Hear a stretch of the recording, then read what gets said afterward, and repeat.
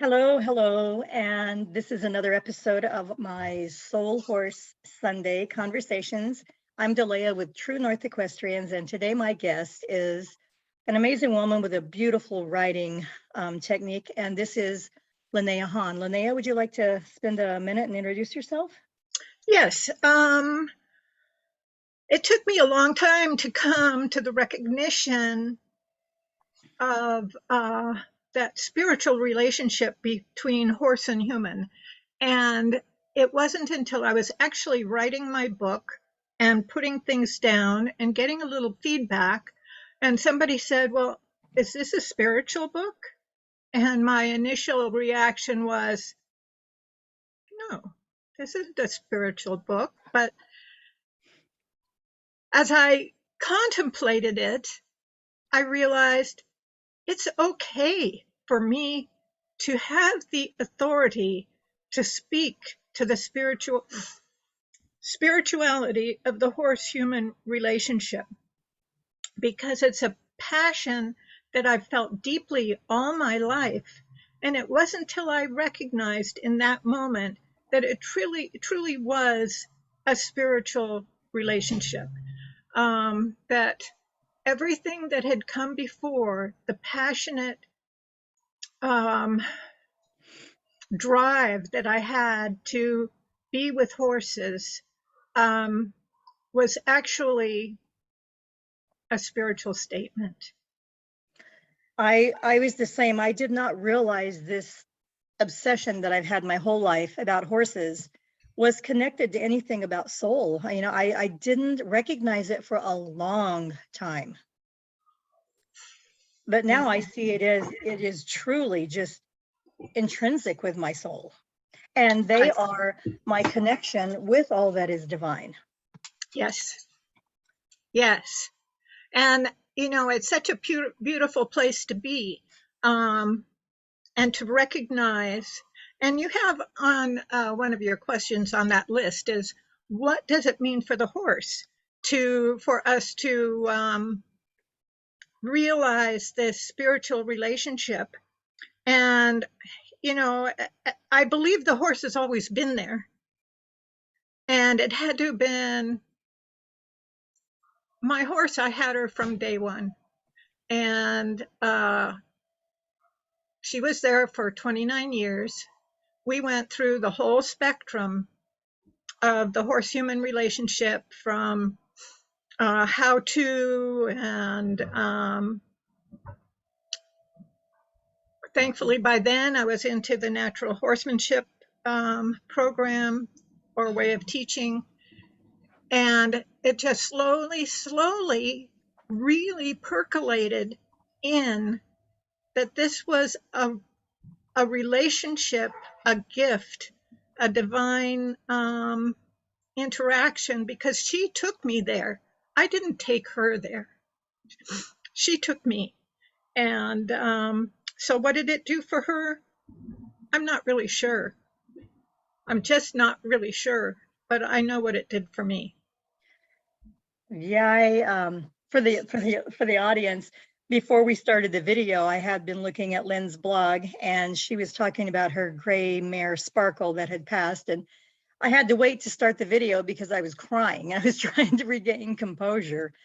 And because I have a 25-year-old gray Arabian mare, and she is the one who changed everything. When I first started in the olden days, when you would read books or magazines to learn how to do horses, it was all about you're the leader, and if they trust you, you're the strongest, and you make these decisions and you teach them to follow you. And I started some of that way with her because she was completely untrained. And I regret a few things that I did. Most of the things, because I'm just not dominant per se. I don't do that dominance thing, but I did try to do some of the things where I'm the leader. And then I got into more of, well, that's not working. So plan B. And she got me into more partnership, just herself, not about reading so much. I didn't do internet then. And I'm so grateful for the people who came out with natural partnership. I think a lot of people did natural partnership a long time ago, but it wasn't recognized and we didn't have the media for information. And so there was more partnership that went on rather than just training, but there's still a lot of training that goes on without consideration for the horse or the soul of the horse or the soul of the endeavor that we're doing. But Mystic, because she's so hypersensitive, is one who helped me see horses in a different light. And Chant, my mare that I have now, I've had to really step back and let her dictate a lot of things that go on. And I get some flack about this from people that I ride with, but I look at our relationship and how we are together. And even though she's really had no professional training, just me, things go really well. And so that has even broadened. I just did this article on outliers, and I'm doing a video on it about how that there are people or horses who they have another branch of knowledge that they tap into, and they lead us into areas that we didn't know, things that we didn't know before. And that is like a whole different level of our horse-human journey and our partnership. So horses have definitely over the last 20 years changed my whole perspective on how we are with horses, which relates to how we are as a human. Yes. Yes. And to how we see relationship. Because Absolutely. in truth, mm-hmm. everything is in relationship. And if we can see the depth that we can find in the relationship with the horses, that is just a piece of the universal dance of relationship. We are in the universal dance of relationship when we interact with our horses on that level. Right, right. You know, and the horse has affected us like no other animal. I mean, dogs are dogs. I can't imagine life without a dog. Right. But horses are different, how that they are such strong beings, so fast, so strong, and yet they acquiesce so much. I believe that that was part of the evolution of the purpose of horse, is to stick with humans. If they acted out with the way they could, with strength and violence, we wouldn't have the amount of horses in the world that we have now, because people wouldn't deal with it. It's too dangerous. But because of their, what I would call the equine purpose as a mass, as like, you know, a collective, they have stuck it out with humans, and they have submitted so much so that they could stay here and start leading us now into this spiritual evolution that we are coming into as horse and human. It's so It's amazing. It is amazing. so amazing. Yeah. Yeah, it's I magical. know. Yeah. When I wrote my book, I thought, you know, it was hard for me to say yes, this is a spiritual book, because everything I read, other than a few, and most of those had to do with the horses and healing. What is it called? Equine So healing. therapy. Yeah. Yeah, therapy. So much has come out of that. A whole lot Oh, of yes. has come out of that. And that wasn't what I was writing about. I was writing about my own passion, and why am I so passionate, and why is everyone so passionate, and what are the touchstones of that passion. And so until I actually published the book and began to get responses from people who had also written spiritually based horse-human relationship books, I didn't know where it was going to go. It was like taking that giant step into the void and finding that you're fully supported. Right. And it's been an astounding journey. I absolutely understand it. Yeah, this phase with my horses that I'm in now is so different than anything I ever thought that I would be with horses. I love to ride, but riding has taken such a second place now to everything else that I experience with them. And Mystic is no longer rideable. She always had kind of a little bit of a bad hock, and then she got kicked in the hock, and she's never going to be sound again, which is heartbreaking. I managed the pain, but there's nothing that can be done. I've had everything done.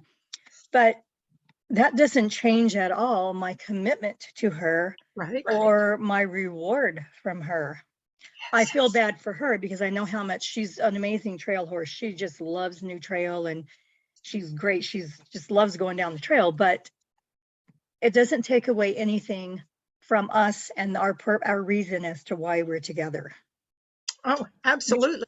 It shifts completely the whole idea of having a horse. Exactly. And this is so important for people. I don't want to ever say what other people should think, say, or do. But it was a huge recognition for me that it's about the relationship and the depth and authenticity of the relationship, and has nothing to do with riding or driving or using the horse as a tool in any way. And we certainly hate to say as riders that we're using the horse as a tool, because truly it's a blending of energies and strengths. When we ride, the horse is sharing their body, mind, instinct, everything of the natural world with us. And what we're giving back in return is that synchronicity, that rhythm, that, aligning ourselves to their rhythm and going where we want to go, but using their entire essence to travel that path.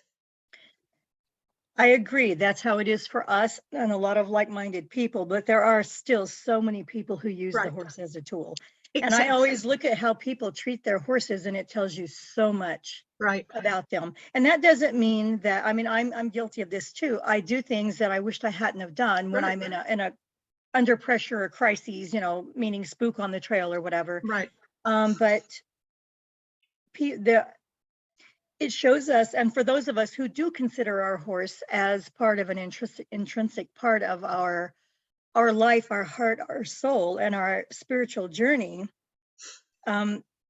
it shows me where my fears are, and I can see it in other people. It shows me where our fears are. And what I mean by that, it isn't necessarily that we're afraid we'll get hurt, even though that's always forefront in our minds, but it shows us where we fear that we don't have control. Exactly. And that's a really big deal that I have to look at. And I see it, if I'm in another situation and I see people that I know that do love their horses or they consider them, but the behavior comes out sometimes because it's just such a reaction over we won't have control over how we would like to be together, or what we think is safe for both of us, or how we would like the horse. One of the big fears, I think, is that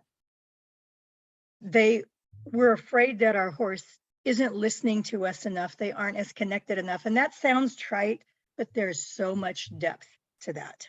Oh, absolutely. I have moments of panic when it's like, is she ever going to really be so connected to me that she trusts me completely? And I hear stories, I see things on the internet, and it's like, well, that must be great. But, we don't see that happening when they're out on a trail and there is a bear and a cub over there. All the things that sweet connection takes place with is usually in the paddock when they're loose and they're perfectly safe in their own environment. So it's easy to have trust and connection then.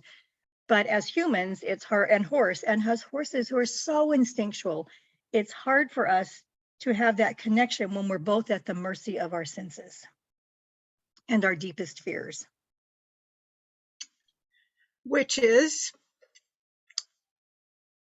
That's really an interesting concept, when we're both at that place of our deepest fears. Yes. And of course, the horse, that's why the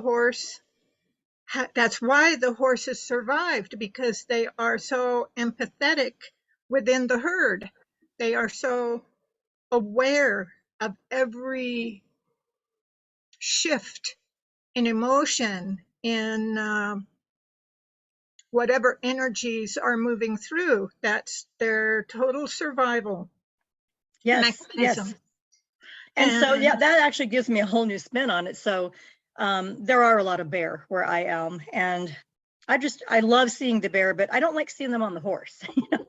And so that's an interesting thought that I actually didn't look at, is the horse's fear in that moment is to keep us both safe. I always think that, Exactly. because my first instinct is, I know that bear isn't going to run over here and attack us. It's not a predator per se. You know, bears don't usually track down their prey and kill it. So I know that we're safe, but the horse in his mind is like, we're the Right. herd and we're getting out of here. Right. So that Exactly. actually kind of puts a little bit of a different shift on it, rather than I'm out to save myself. Right. No, no, no. Yeah. Yeah. Keeping the herd safe. Yes. Yes. Okay. Well, so to get back a little bit more to our conversation about soul horse, which this is still all soul horse. Right. This is But, all soul horse. yes, I'm going to bring up something here that I read on your blog page, and I'd like for you to maybe start the conversation with this. It says, you write, this amazing, beautiful connection we have with horses is but a schooling place for the bigger connection that we have with all life. And I've never heard it put that way before. So when I read that, I thought, we are schooling with our horses on this, say, soul level, spiritual growth level, so that we can better behave or incorporate life. So maybe you could speak a little more to that. It's a brilliant statement. My book the subtitle is Horse, the Bridge Between Spirit and Matter. And we tend in this Western world to come into being very matter oriented, being very head oriented, being very separatist oriented. But once we make that connection with horse and we begin to make that deep relationship, which we can accept as a spiritual relationship, then we can begin to see that this is just a bridge. This is a bridge into ourselves in the relationship of a bigger space. The horse, oops, my notes fell on the floor. Hold on, I'll be right back.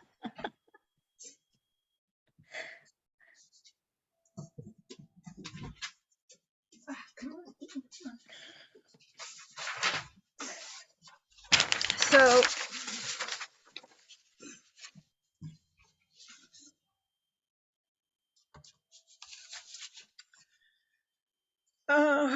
let's see. I guess I didn't put that particular thing on here. But the one thing I do know is, in response to this, is each horse rider combination is unique.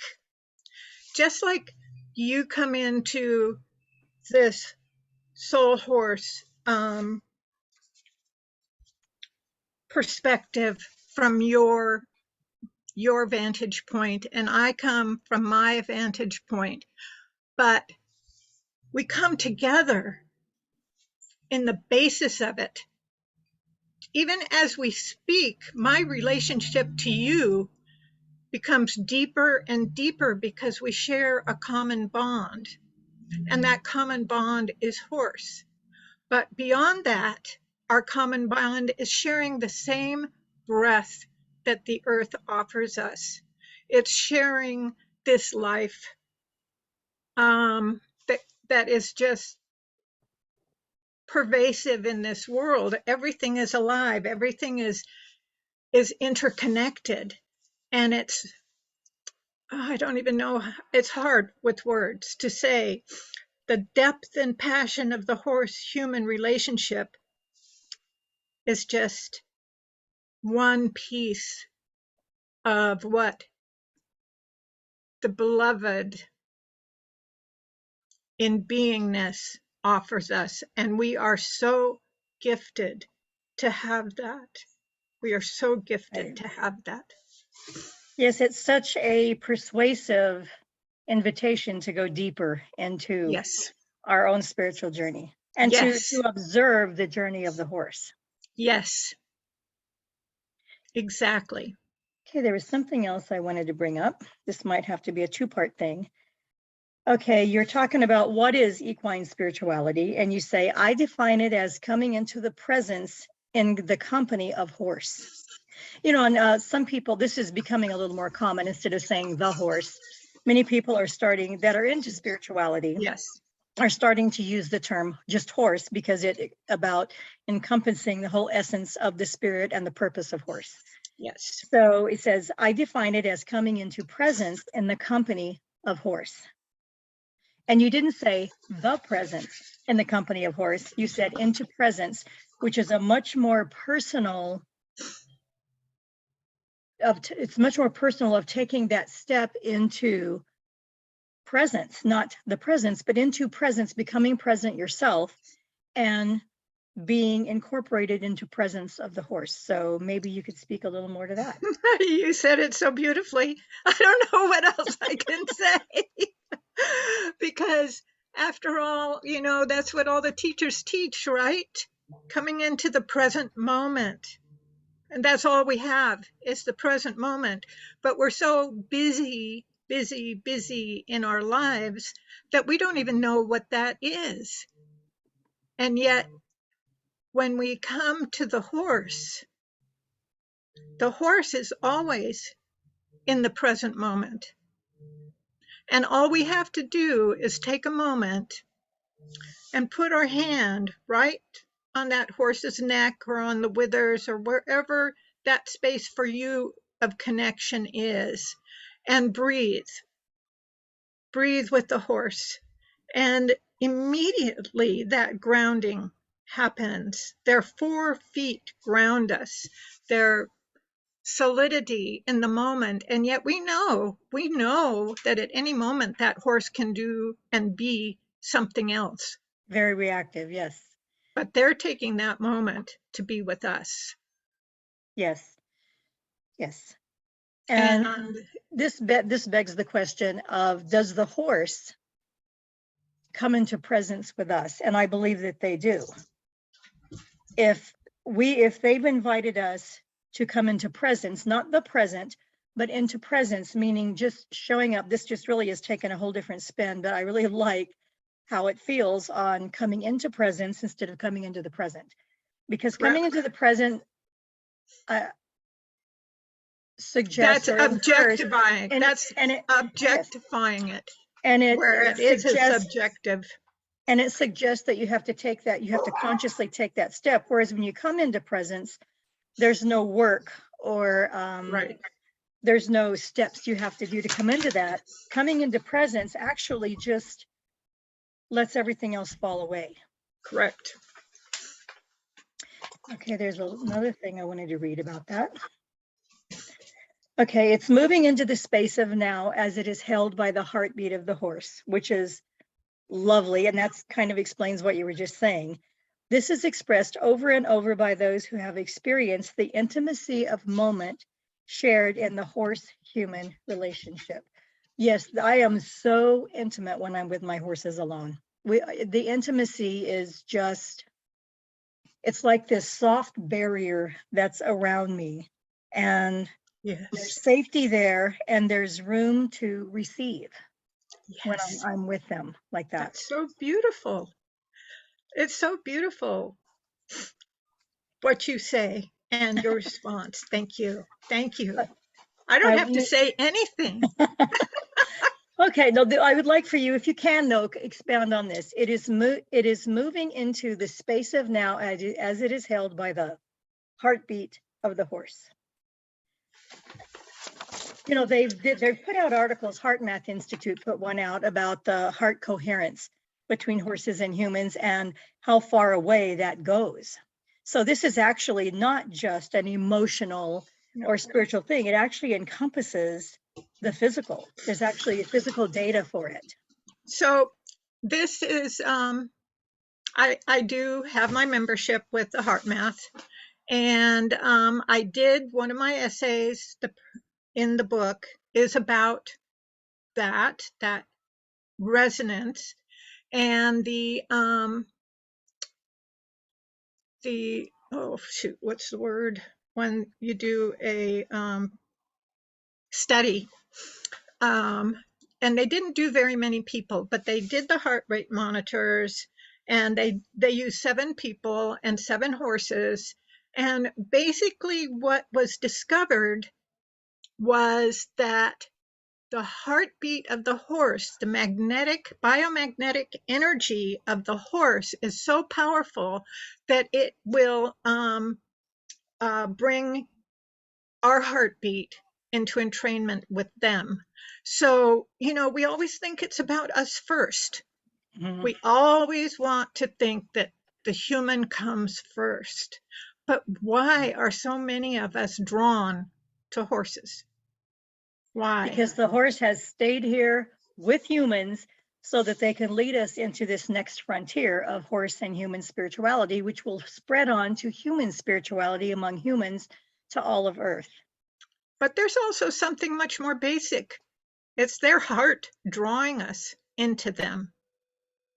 Anyone who is susceptible to that gets drawn in. And I would dearly love to read a little, I think my dog is sitting on my book. What happened to all my organization? Oh, here it is. What I call my first introduction, and it's in a poem. It's called The Maiden and the Unicorn. I was about 4. The girl child's body presses against whiteboard fence, leans into the presence of horse. His great white head drops to her side. She is still. His breath tickles the soft baby hair of her cheeks. His eye comes level with hers, and in that moment, a mystic exchange is made. His milk chocolate eye melts into her heart, mystery, adventure, surrender, the connection of maiden and unicorn. So perfectly said, especially for children, young children and horses. Yes. Usually girls more than boys, Yes. but I'm sure there are male Right. gender out there that feels it the same. So the So horse beautifully said. pulls us in. Yes, I truly believe this. And if we're susceptible to that, then it's a lifelong passion. I've talked to other people that have loved horses, even though they haven't had that in-person connection. So, it makes it a point that may or may not be real. But for me and my experience, the horse's heart draws me into their space. Yeah, so perfectly said, and yet so invisible and behind the scenes. Yes. And I see other people that are not remotely affected by horses at all. I always wonder about them. I understand you don't want one. I understand you don't want to ride, but to not see, I guess I feel that way about all animals, though, to not see the soul of an animal and not be drawn into the reverence of that, whether you choose to have them in your life or not, is just, to me, it shows such a void of acknowledging the other forms of soul on our planet. Yes. I was raised kind of atheist agnostic, and nothing had a soul. And my love for animals, of course, made that an instant question. And so therefore, I didn't understand that. It made no sense. And I've always known that everything actually has a soul. Somewhere in the background of being me, I've known that everything has a soul. And we are all interconnected. But the soul of the horse is so inviting and so embracing, and so, for those of us who hear it, enchanting. Yes, yes. that it's really difficult to turn away. I am, for the first time in my life, without a physical presence of a horse.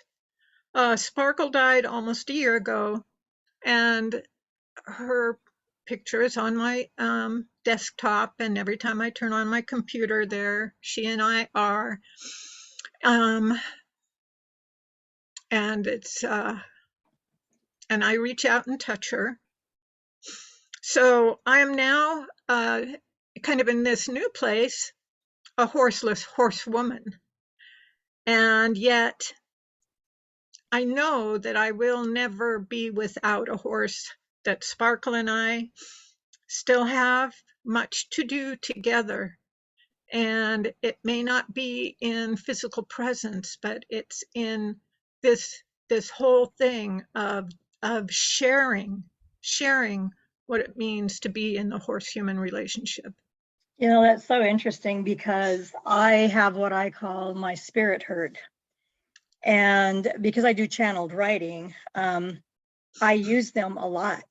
And even though they're off somewhere else being something somewhere else, or just being spirit in non-matter form, I it's like I'll even see if I can show the thing. I have this binder Oh, here with cool. I have their pictures or pieces of hair, and I even brought in a couple of horses that weren't mine because they influenced my life. And I do connect with that spirit herd. It's not the same as not having that smell and that breath on you. I don't want to start crying again Yeah, over yeah, your horse. But they are still so accessible in spirit, and everything is. But for those of us who are drawn to right. horses as part of our spiritual journey, I have just I just have I call them my spirit herd, and I still call on them. My horse that passed, Eli. I'll show you Eli. Where is he? There he is. His picture there. His original name, his registered name is True North. Ah, And I had, wow. yeah, but they always called him Eli. He had several names. I was his 10th owner in 9 years. And it really Wow. wasn't his fault. He was fabulous. He was energetic, but it really wasn't his fault. It was this series of events. It was just bizarre. But he had been named a bunch of things. And when I looked at his papers, True North, kind of forgot about it. And then I was just really struggling with my business. And I had started with Artistry of Horses, and I went to the Equestrian Camino, which is based after the Camino de Santiago pilgrimage, an inner pilgrimage. Ah, And I do have a course on that, but it just didn't quite set. So I did this ritual that I call an answer quest, and I did like a map, where you put down this and this, what, things that are relevant in your life to see if you can get answers. And I put Eli, his picture on there, and it just hit me right. Duh, True North. So my spirit horse actually named the business, but I didn't see it for a long time because I didn't incorporate. I had memory. I keep pieces of their hair. I do different things. Like right now, I have this with me when I do my soul horse. This is my gray mare's Mystics. It's her hair and just some things symbolic of her. But it wasn't, and I didn't think about incorporating horses that have gone on before. And now I've actually included my original horse that I ever had in my life, Champagne. Oops, probably can't see oh, that. your first horse was Champagne? My first horse was Champagne. Oh, funny. Yeah. Well, she came with that name, but yeah, it was her Yeah, name. mine too. And Champagne, I think Champagne Fire was her name. And I've incorporated her in. So there's no end to how they can influence our life. I think we may have gaps to where we aren't connected because we're doing something else, but I think we always have access to that Yeah. soul of the horse. Where did you get her? I was in Colorado when I got her, and she was at a Cool. show barn, and she had a bowed tendon, so she wasn't Oh, perfect. right. So anyway, I got her, and she was completely That's lovely. so cool. Yeah. So anyway, do you have on your notes, would you like to go over some more things about your spiritual journey with the horse? Um, well, we've talked about equine spirituality, and so this is what I put on my book cover or introduction to try and just talk about a little bit what draws me. And this is, was I born with a passion for horses? Who knows? I was born with a passion for life, and horses are the epitome of life. Energy, rhythm, beauty, symmetry, mystery, primordial connection to earth and heaven. I've spent much of my life wrapped in the pursuit of understanding the unifying element that is created in the horse-human relationship. What I have learned is that there are no words to describe that instant of unity when bodies and minds meld into one intent, one dance, one expression. In the presence of horses, I feel as though I'm at the breast of the mother. I hear her heartbeat. I taste her breath. I know her power, and I am accepted into that moment, that being. I am a piece of her and at peace with myself. It's been that way since the beginning, the first encounter. Well said. Well said. Yes, there is something. So for those of us that are on this journey with Horse and Soul, there's something so seductive about the horses. Something that is, like you said, so primordial. It's just deep. On one of my, one of my signatures on my email is, I've never been without the desire to have a horse. And perhaps because I've known they would always be my true north. They are what brings me back to the place of grounding, regardless of what's going on around me. And sometimes because sometimes I'm just a little different. It's easy to question, your thoughts, your beliefs. And when I'm with my horses, none of that matters. I come back home to what our own faith and our own beliefs are. Yes. And I talk about this too. We came home from a trip to Hawaii. I've never done much traveling. And I did not feel grounded until I hugged my Sparkle Plenty and rested my head on her rump, listening to the rhythmic sound of her chewing the grass hay that I fed her. That's so funny because your mare looks a lot like mine. Was she an Arab? Half Arab, yeah. Yeah. And my mystic is a gray Arab. And I don't do this to chant very much. My Enchantress, my other mare, but I hug her butt all the time. I'll put my hands around her, and she's a shorter horse, so I hug her butt all the time. I know. It's just, it makes me feel better. Yeah. Yeah. So you said you were raised kind of agnostic, atheist. One of the questions that I sometimes ask people is, how has having a spiritual relationship or soulful relationship with your horse affected your perspective? Clearly now you're a firm believer in soul. Do you think your horse is what actually brought, or the company of horse is what actually brought that to the forefront with you? I think yes, I think it is, because my friend Jan writes about her relationship with the soul and God when she's out on the trail. I know, she's beautiful. Her writing is beautiful about her writing that. is just, I always say, don't you ever get scared on the trail? I mean, does your horse never spook? And this is where, and this true is where I found, I could feel the energies of the earth when I was riding. I could smell the senses of the scent of the earth. I could interact from a whole different place on the back of my horse that even I can't even imagine that hikers can get this same relationship to nature that you can get on the back of a horse. And I wrote a poem about it, and it really, once I really recognized the soul and spiritual aspects of this, I saw that because of her, I could listen to nature around me in a way that I could feel the energy, passing across the hills. I could hear the whisper of the trees and the scent of the pine, and it's bringing that sensual nature into relationship with something bigger. Okay, and what I heard you say was your senses are much more fully engaged Yes. than they would be as a human, perhaps more vulnerable on your own two legs. Horses lend us power Yes. when we're with them or we're on them. Yeah.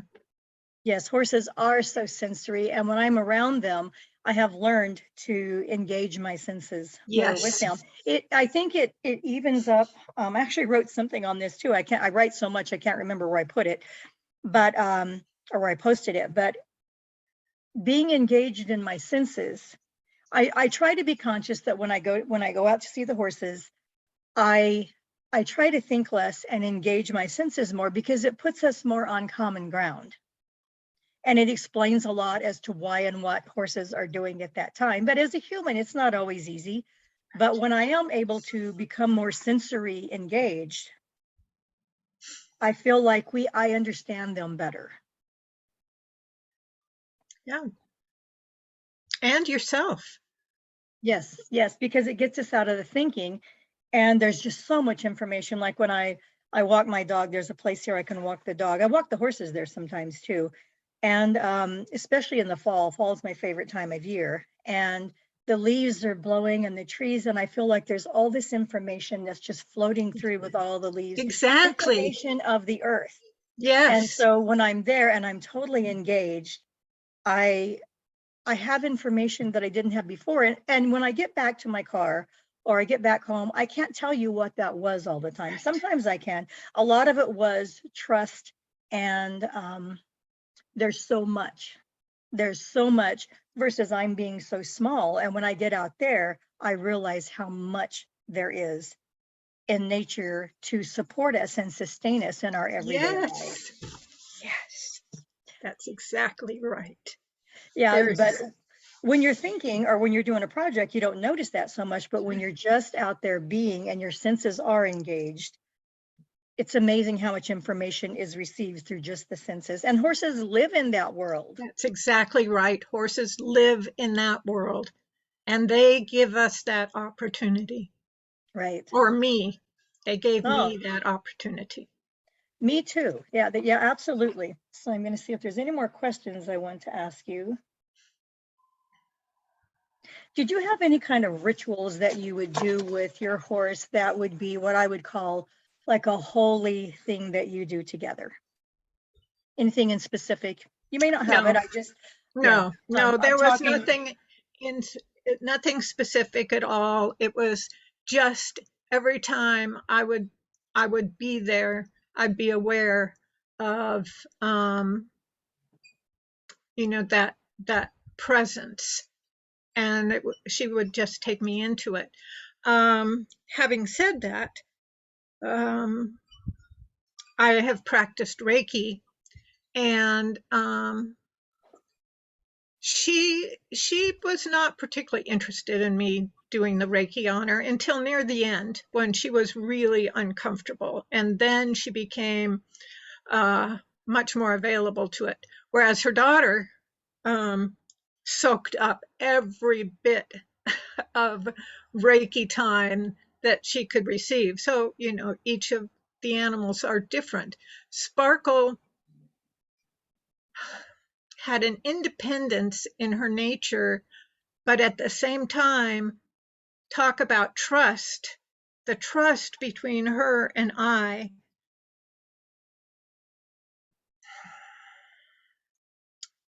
was fathomless.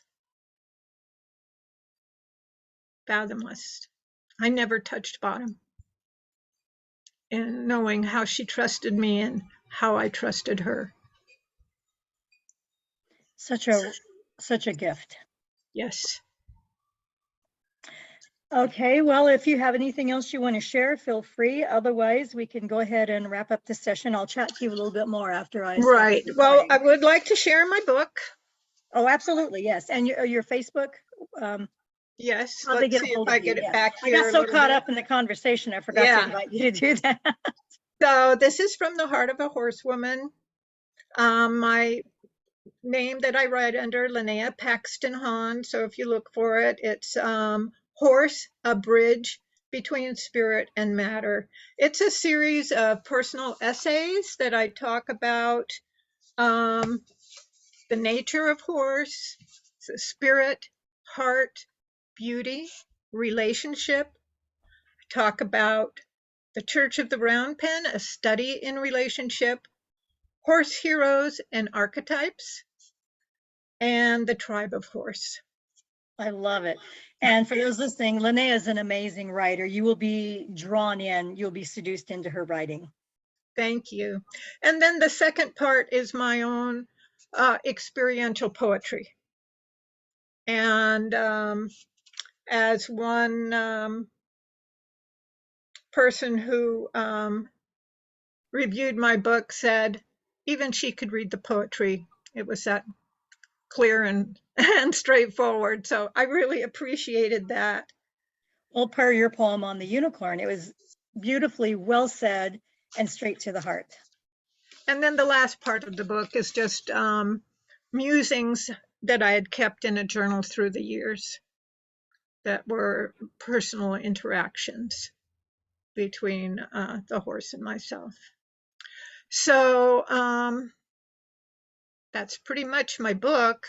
And I have to say, too, we've created, there's two other authors that Delia has shared time with in her,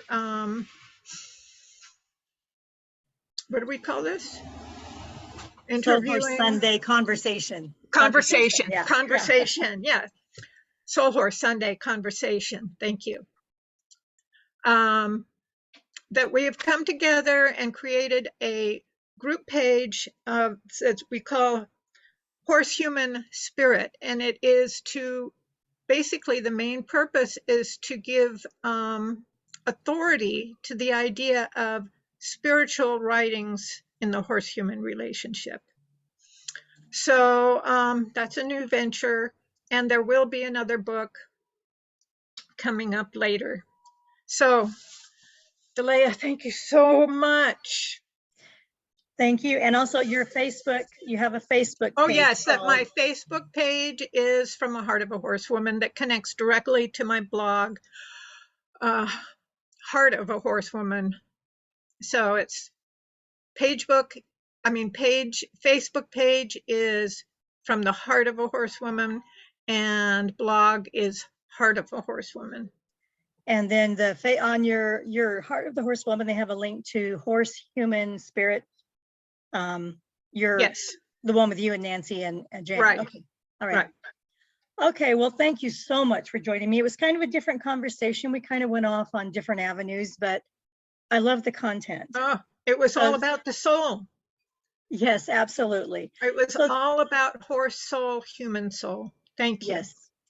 And I'm Delia with True North Equestrians. I will have this posted on my Facebook page at True North Equestrians, or the group also. I have a private group on a soul-inspired True North Equestrians. And I will be posting this, I don't know, probably within the next month or so. I post every other week. And you can also find other videos of other conversations with our guests that I've had.